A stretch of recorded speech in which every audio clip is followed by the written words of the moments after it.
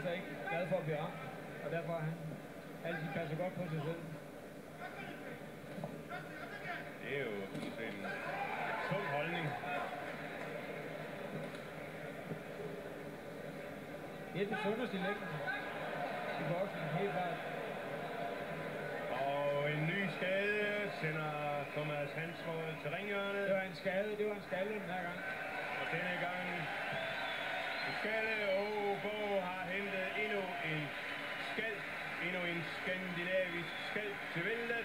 Først var det Ole Clemmensen, denne gang Thomas Hansvold med sin uortodokse, vanskelige kendte stil.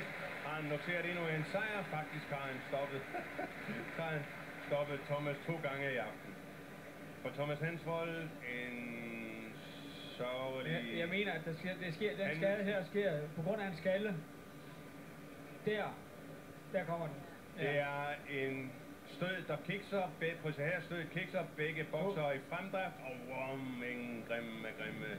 Men der kan man sige, det var begge bokser lige gode omfang. Måske Obo lidt mere. Obo er i fremdrift, ja. Og hovederne ramler sammen. Grim skade. Først det flingede højre øre, så kombineret med den gulvtur, hvor han reelt var helt væk.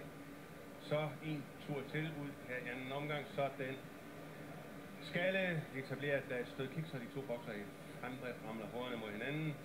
Det er ikke det mest heldige aften for Thomas Hansvold, men for Obo er det et stolt øjeblik. Han har taget en ny skandinavisk skald. Ja, specielt en norsk skald. Først Clemmensen, så Hansvold samler på nordmænd. Og Thomas prøver at tage det med et smil. 2 minutter og 40 sekunders boksning i anden omgang. Vinder på teknisk knockout. Peter Obo! Sejr til Peter. Ja, han får også